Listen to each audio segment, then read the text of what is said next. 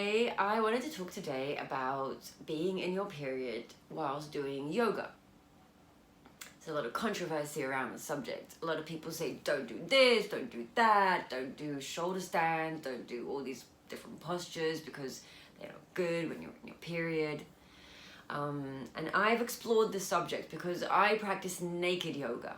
So we're in a room of people and we're standing in like everyone's standing with their back against the wall and this all around the room. The room is, the lights are dimmed down, and then the teacher gives the kind of guided meditation or kind of a quick talk, and then we basically get naked and then we do the yoga, which is tantra yoga. And I remember the first time I was gonna go to the naked yoga in my period, I asked my teacher, Nemo, I asked him, should I come to the class because we're naked and I got my period? And he was like, what? That's a weird question. If you want to come to the class, come. If you don't, don't. What does a period have to do with anything? And it was interesting because I was taught my whole life that period is something disgusting and smelly and gross and you bleed and it's something you should be ashamed of and embarrassed of, and if God forbid anyone saw any of the blood coming out, oh my God. I stuffed tampons up there my whole life until I realized I was damaging my body. And when I started doing the tantric work and the pink tantric work and the naked yoga, I realized that I'm not disgusted by my period. It's natural and it's a beautiful thing, and it's a sign of health and beauty and fertility and femininity, and I'm proud of my period. And so I realized I wasn't gonna let my period be the reason I'm not gonna go to the naked yoga practice. So I just went. And at first I went with tampons and I stopped using tampons. So I used cups and then I stopped using cups because they irritated my body. And now I use Thinks, which are the underwear that you just put on and they absorb all the blood. So, after I went through that whole process, between me and my period, it was actually at the same time, I also kept on going to the naked yoga classes in my period. And at one point I just went and I free flowed. So I just went to the class, I put a towel on the mat, and I'm just like, whatever happens, happens. I'm just going to do my yoga and concentrate on that, because until that time I was coming to the naked yoga practice, but I was obsessed about what's going to happen with my period. Is anyone going to see it? Is anyone going to smell it? Is it going to come out? Is it going to bother me during the practice? And I had all these obsessive thoughts about my period during naked yoga practice. So one time I just decided, fuck it, I'm just gonna go, I'm just gonna bleed out, I don't care, whoever has a problem with it can go fuck themselves.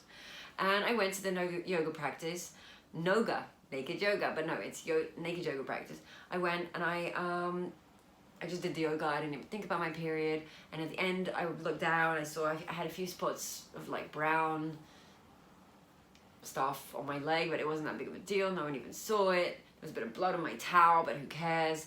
And it was very liberating for me because it taught me to love my body even more, and my feminine body, and love my period, and I love my, just love whatever my body does and accepting it and loving it and being compassionate to myself and not giving a fuck what other people think. Because if anyone else is disgusted by my period, just deal with it, because there's nothing disgusting about it.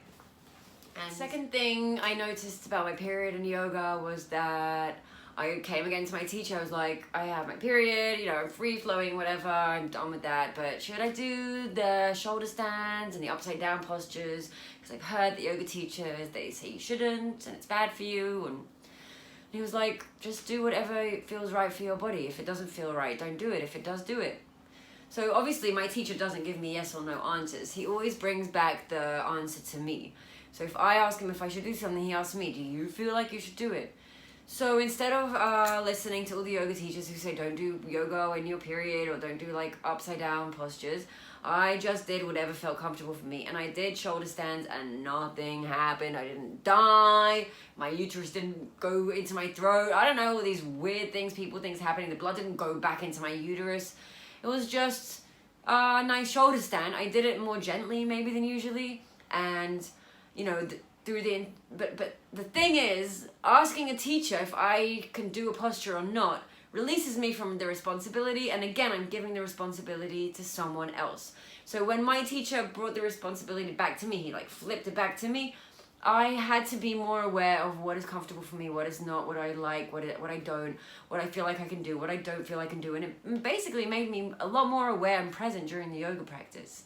And I'm more attentive to my body and to what my body can do and what feels nice for my body and what doesn't, and just going with what I feel is right for me. We have this tendency to go outside and ask other people what are good for us. When the truth is, no one else can know what's good for your body besides you. The only way you can do that is if you're connected to your body, you're attentive to your body, you're attuned to your body, you're aligned with your body. So this is the work we need to do, right? Meditation, with yoga, with healing. But expecting other people to tell us what we can do with our body, I think is craziness. And I've been doing it my whole life until recently, and I have stopped. And the only person I ask about my body is me. The only person I listen to regarding my body is me, because I am the only one living inside this body, and I'm the one who should know best what my body can and cannot do. But if I'm not aware and I'm not present in the moment, I'm not connected to my body and to the sensations, you know, the different sensations in my body, the feeling of the breath in my body, if I'm not connected in that basic physical way to this vessel that I am living in, then, you know, no one else is going to really know what's good for me. And I say this about yoga, about being in your period, about sexual relations, just listening to our body more, being more attentive and attuned, and we can do that through meditation and healing work, and just come back and take ownership over our own body, especially women, but men also. So I hope that video was useful and interesting, and I will be back soon with more videos. All right, bye.